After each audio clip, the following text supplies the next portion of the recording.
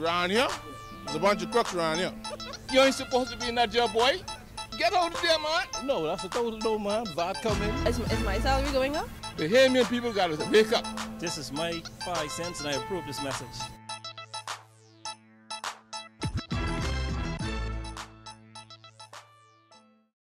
Thousands gather at Clifford Park to celebrate Independence Day. An early morning shooting cuts the Bay Street parade short and leaves 3 in hospital and 1 behind bars. Plus, the Defense Forces HMBS Durward Knowles arrives in port. We've got those stories and more coming up tonight. Happy Independence Day. I'm Dana Smith, and MB12 starts right now.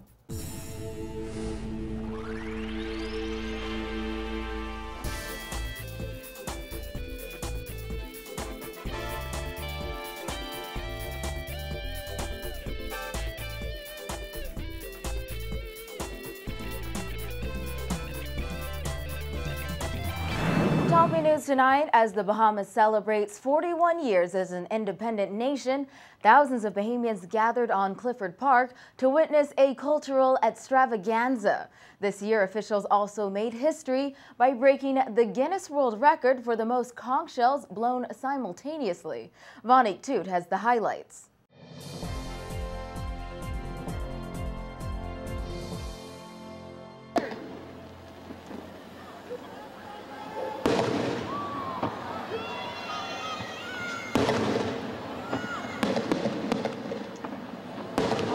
The Bahamian flag billowed in the breeze as a collage of colorful fireworks exploded in the night sky at midnight, officially marking this country's 41st anniversary of independence.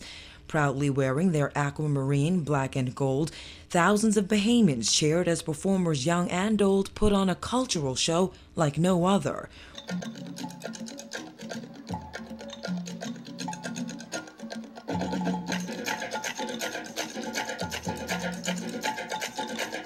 A new generation of Bahamian recording artists and Afro-Caribbean dancers took over Clifford Park, sending the crowd into a frenzy.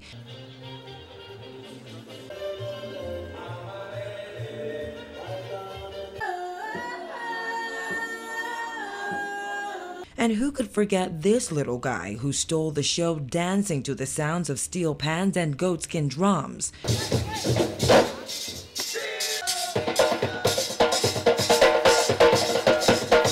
But Independence festivities would not be complete without the inspection of the guard by new Governor General Dame Marguerite Pinling and performances by the Royal Bahamas Police and Defense Force bands.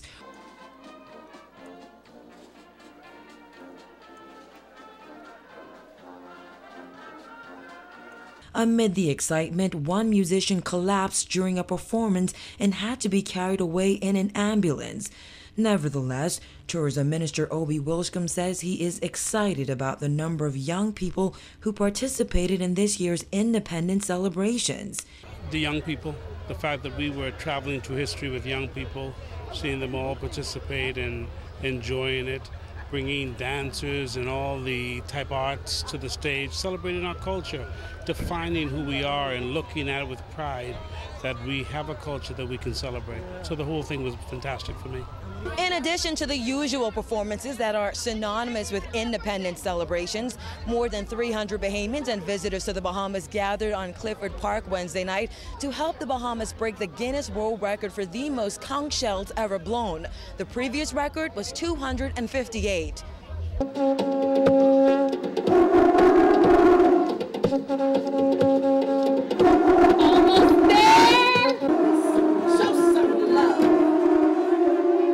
As thousands of proud Bahamians cheered them on, participants blew into their conch shells for 7 minutes. It was Defense Force Deputy Commander Tellis Bethel's idea to break the Guinness World Record during independence celebrations. He says their aim was to spread a message of peace. Certainly for us was making a clarion call for peace to the nations of the world from the shores of the islands of the Bahamas. Junkanur and lead conch blower Chris Justilian says the previous record holders blew their conch shells for 5 minutes, but he was determined to get to 7.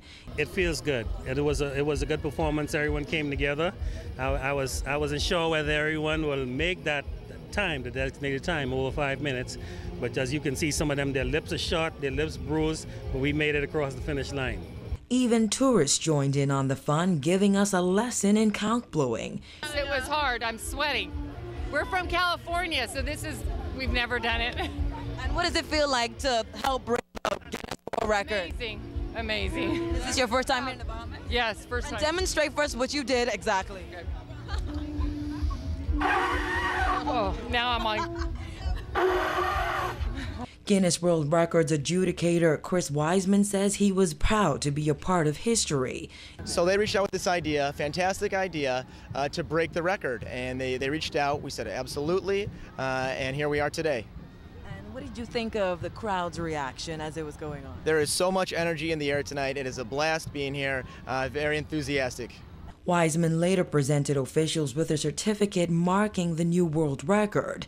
So what did Bahamians think of this year's independence celebrations? From I was a child from 1973, I haven't missed an independence celebration. Because from what I know, from where we've been to where we are now, it's been a long, long time. In order to appreciate what independence means, you got to come out here and feel it, to know what it's like to be a free people. So we as Bahamians should be proud of who we are and celebrate our independence. I try to bring my daughter and my nieces out for them to keep culture going, because so many times kids, they get away from it and they don't know what it's all about. Reporting for NB12, I'm Vonique Tude. Though last night's festivities on Clifford Park are considered the highlight of the Independence Day celebrations, the fun isn't over just yet. A liturgical dance explosion was held on Arawak Key today, while a state reception was held at Government House this evening. Tourism Minister Obi Wolchcombe says the plan is to give Bahamians many opportunities to celebrate our culture. We have a gospel concert tomorrow night. We have a number of events, and we're also planning a major concert with Bahamen to announce and to play their new music for the Bahamian people with a group of with other Bahamian artists as well. Musician Fred Ferguson says he is excited about the number of young Bahamians involved in this year's celebrations. The whole thing about independence is basically about being Bahamian. And if the young persons don't know what it is to be Bahamian, then our future is lost. So the fact that the younger persons are willing now to at least participate in the rake and scrape, to participate in things that are cultural, every year we have to ensure that this gets better and better for them. Outside of that, we'll lose our future. Well, this morning's Independence Day Bay Street rush was reportedly cut short after a gunman opened fire on 3 men. According to one parade participant, she was unable to rush down Bay Street after police cleared the area following the incident. According to the participant, the One Family Junkanoo group and a few other groups did not get a chance to rush downtown. She said she was left extremely disappointed. Her experience came to a quick end over such senseless violence. According to police reports, shortly before 5 a.m., 3 men were at George Street downtown when they were each shot by a man armed with a handgun. The victims were taken to hospital where they are detained in stable condition. The gunman fled on foot. A short time later, however, police took a 21-year-old man into custody for questioning in connection with this incident. However, police say they are still searching for one more suspect. Police are also investigating an apparent suicide that occurred last night. Police say shortly after 6:30 p.m., police received reports of the incident at a Sandyport apartment off West Bay Street. Upon arrival at the scene, police discovered the lifeless body of a 36-year-old man hanging by a cord in the bathroom. He was pronounced dead at the scene. Police believe the incident to be a suicide, but an autopsy will be conducted to determine the exact cause of death. And over in Eleuthera, police captured a man believed to be responsible for last Sunday's stabbing death of a 21-year-old man. Police are reporting this morning that on Wednesday, 22-year-old Rex Ramming of Palmetto Point, Eleuthera, was taken into custody. He was wanted in connection with the stabbing death of Hayward Thompson, also of Palmetto Point. According to reports, shortly before 7 p.m., Eleuthera police received information that Ramming was seen in the Hatchet Bay area. Acting on information, police went into the packing house area where they arrested the suspect after a short foot chase. Last Sunday, Thompson's body was discovered with multiple stab wounds in an unfinished building around 9 a.m. In other news, the former minister with responsibility for the Bahamas Electricity Corporation, Fenton Nemore, is speaking out warning BEC customers to be prepared for a rate increase. He also said, referring to last week's blackout, that it is inappropriate for BEC Chairman Leslie Miller to get too involved in the technical side of BEC. Simone Davis reports. Following last week's island-wide blackout, former Minister Fenton Nemore says that since he left office, he saw the finances at BEC decrease and anticipated that the company would experience more maintenance issues as a result. BEC has challenges from a maintenance standpoint. BEC's finances, and so they're cutting back on maintenance, which will create an atmosphere for more mechanical failures, etc.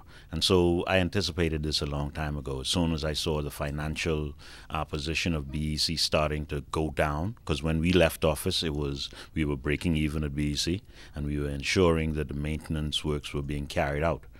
As soon as their finances went downhill, I recognized that the next thing that would happen would we'd have more mechanical failures. Nemore also said the present chairman, Leslie Miller, is getting too involved in the technical operational issues that he is not qualified to address. Secondly, one of the things that with BEC is I recognize that the executive chairman, Mr. Miller, continues to get involved in operational issues, which he is not qualified to address. And well, first of all, it is inappropriate for a chairman of an organization to begin to address technical issues that he's not qualified to deal with within BEC. Some of the outages, the operations of some of the equipment, these things Mr. Miller is getting too involved with in BEC. When asked if he expects more blackouts during the remainder of the summer, Nemore said there will be more blackouts and BEC customers should also prepare for a rate increase. What I want Bahamians to also put in the back of their minds, since I have also told you we're going to have some more challenges with BEC, one of the things that BEC is going to have to present to the Bahamian people, and they're going to do it within the next year and a half to 2 years, is they're going to propose a rate increase. Bahamians should be prepared for that. Nemore said Miller's job is to primarily set policies and guide the organization in the direction the government and Bahamian people would like it to go. He said Miller should focus on the future of BEC and try to avoid some of the issues that lie ahead. One of the things that I feel Mr. Miller should do is begin to look at BEC moving forward as an organization which needs to be privatized, in my view.